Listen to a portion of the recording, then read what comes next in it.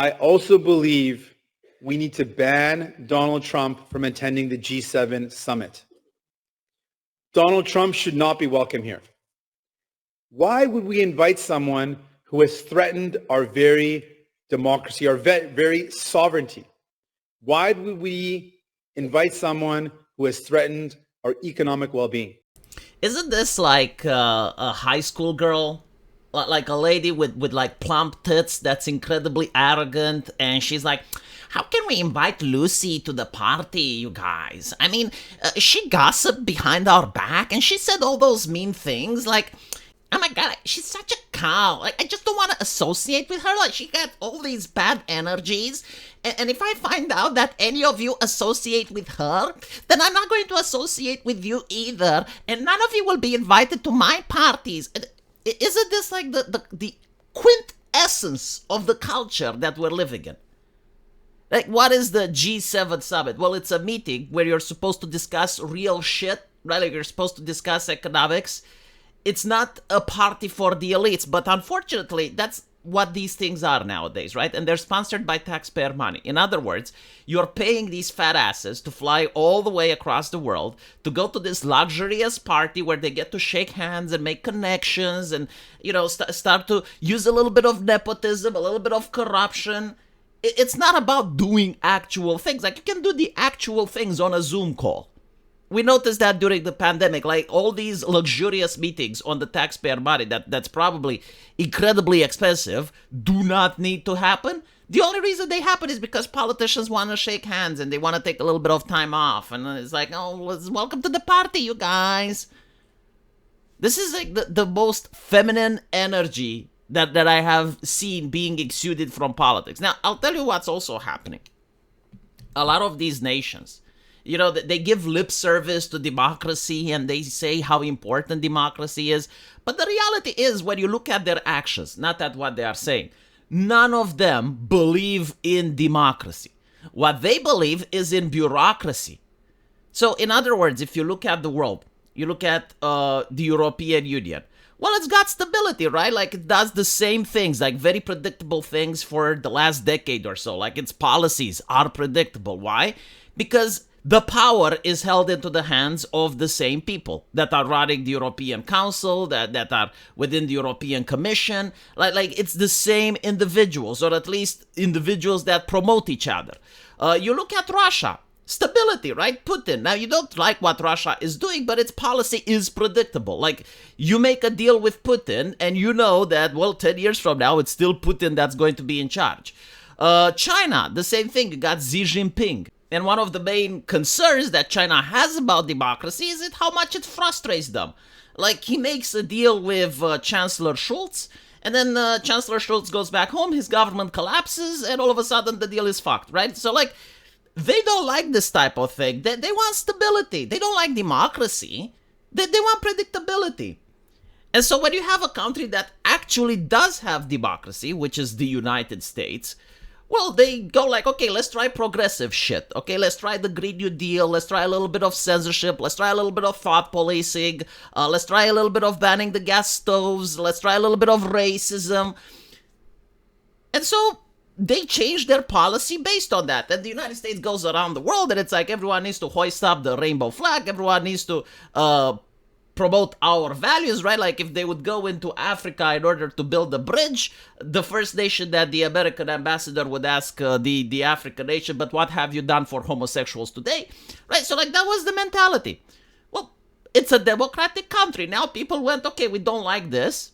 Doesn't work for us. Let's try something else. Let's go back to how things were done back in the 90s. And so they elected the 90s Democrat, which is Donald Trump. And now the entire policies is fucked, right? And so all these nations just can't compute. Like they just can't understand that there is a change in the way America does things. And this change can last for the next 4 years. It can last for the next 8 years. But whatever the case, you need to have strong leaders with a plan. I mean, I'm looking at the European Union. I'm just mind baffled, right? They should have had a plan on what will happen if Kamala Harris wins the elections and what will happen if Donald Trump wins the elections. The first time Donald Trump won the election, Germany came out and said, oh, we don't have a plan. We didn't expect for Donald Trump to win. We don't know what economic agreements we're going to have moving forward. Like, this was what was written in the newspaper with what Angela Merkel's party was saying. They didn't expect. Okay, now they haven't learned from that. Again, they're baffled. I'm looking at the European Union, and what they are doing is literally like Blue Anon shit. You know, like trust the plan. I'm looking at what the leaders are saying. They're genuinely thinking that Donald Trump is like a caricature, like a buffoon that's just like an annoying fly. And, Donald Trump says, yeah, I'm going to have negotiations with Russia, and we're going to bring peace in Ukraine. And the Europeans, they think he's joking, or at least they're acting like he is joking.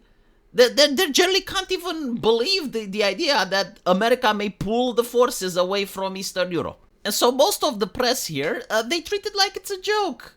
Like, surely it can't happen. It's impossible. Like, oh, it's just the Donald saying stupid things.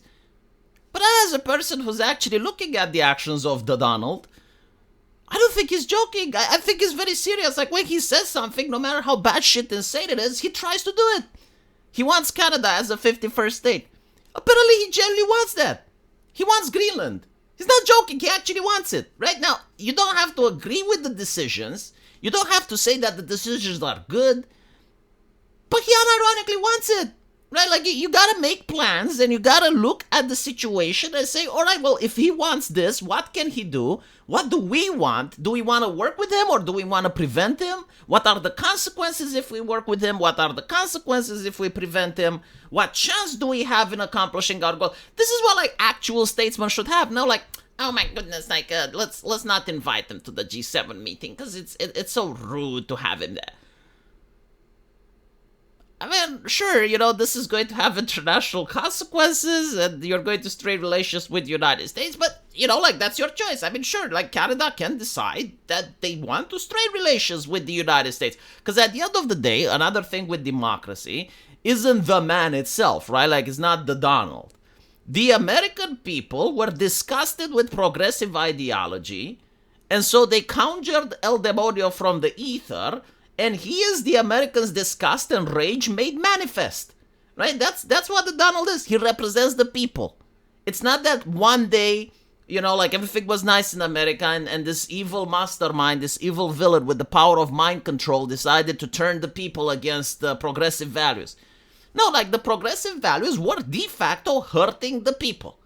It went to the point where Kamala Harris didn't know how to appeal to young men because her platform, like one of the largest parties in the world, the Democrat Party, didn't have anything to give for young men. That's why they lost.